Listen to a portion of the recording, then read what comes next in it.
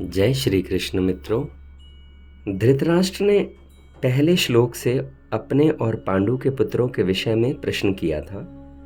उसका उत्तर संजय ने दूसरे श्लोक से 19वें श्लोक तक दे दिया। अब संजय भगवत गीता के प्राकट्य का प्रसंग आगे के श्लोक में आरंभ करते हैं। 20वें श्लोक से अब श्री गीता जी का प्रकट होना माना जाता है, क्योंकि इससे पहले आपने देखा अर्जुन नहीं आए थे। 20वें श्लोक से अर्जुन की एंट्री होती है और अब यहाँ से मान लिया जाता है कि भगवत गीता प्रकट होने जा रही है। मित्रों, 20वां और 21वां श्लोक एक साथ ही बोलना चाहिए, क्योंकि 21वें श्लोक का आधा हिस्सा 20वें श्लोक के एकदम बाद बोला जाता है और 21वें श्लोक में सिर्फ एक लाइन को आप देखेंगे कभी गीता में लिखा हुआ, भगवत गीता में, तो इस तरह से दिखाया जाता है। इसलिए 20वां और 21वां श्लोक एक साथ ही बोलना चाहिए। 20वां और 21वां श्लोक इस प्रकार हैं। अथ व्यवस्थितान् दृष्ट्वा धार्तराष्ट्रान् कपिध्वजः प्रवृत्ते शस्त्रसम्पाते धनुरुद्यम्य पाण्डवः ऋषिकेशं तदा वाक्यम् इदमाह महीपते। अर्जुन उवाच सेनयोर उभयोर्मध्ये रथं स्थापयमेच्युत। मित्रों, अब क्योंकि 20वें श्लोक से गीता का प्रकट होना माना जाता है, हमें बहुत सही तरीके से गीता के श्लोक को बोलना आना चाहिए। पहले आप अपना प्रयत्न करें। मैं एक बार फिर से दोहराता हूं। अथ व्यवस्थितान् दृष्ट्वा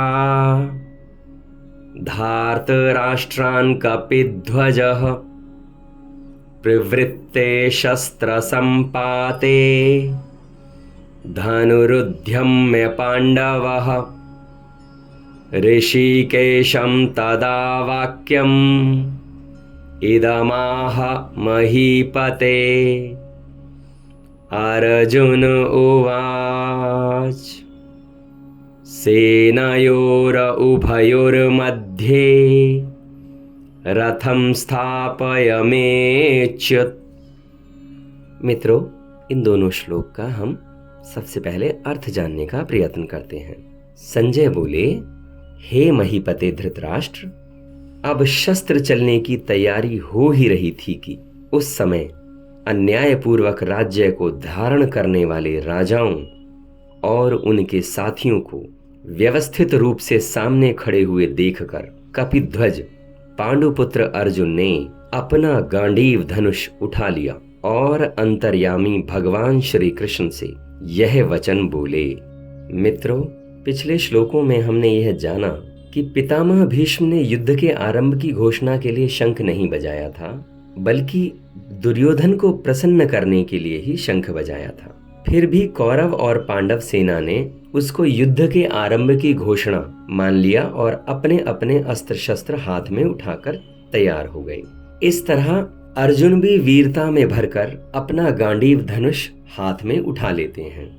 यहाँ पर समझने वाली बात यह है कि जब दुर्योधन ने पांडवों की सेना को देखा तो वो चलकर गुरुद्रोण के पास पहुंचे और बाहर से अपने आप को बलिष्ठ और बलवान सिद्ध करते हुए गुरुद्रोण से अपनी सेना और पांडवों की सेना का बखान कर रहे थे। उनके राजाओं के बारे में, उनके सेना में उपस्थित सेना नायकों के बारे में बता रहे थे। किंतु अर्जुन ने सेना को देखने के बाद और शंख की ध्वनि हो जाने के बाद बाहर से वीरता का परिचय देते हुए सबसे पहले अर्जुन का हाथ अपने गांडीव धनुष पर गया।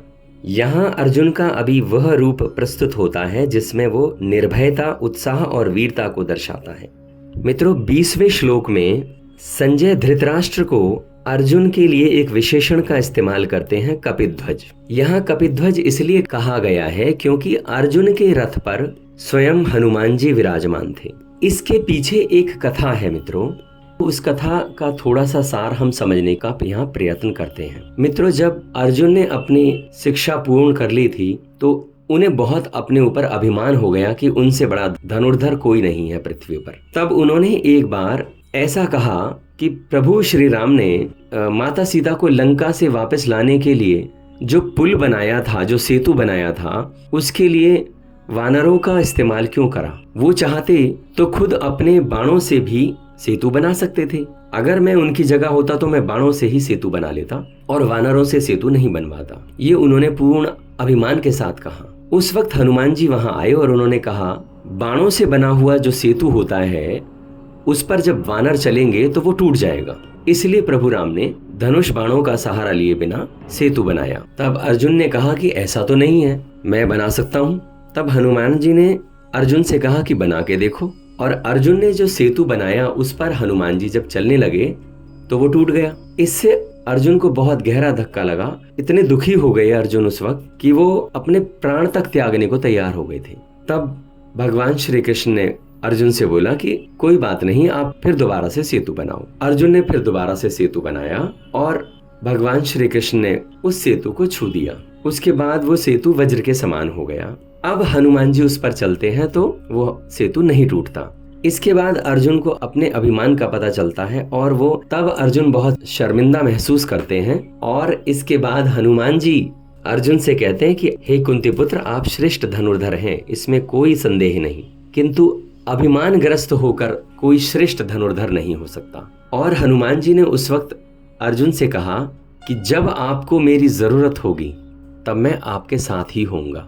तो युद्ध के मैदान में हनुमान जी अर्जुन के ध्वज पर यानी झंडे पर विराजमान थे और बीच बीच में भयंकर गर्जना भी किया करते थे। यहाँ पर मित्रों 20वें श्लोक के बाद 21वें श्लोक का आधा हिस्सा 20वें श्लोक के अंत में ही आता है।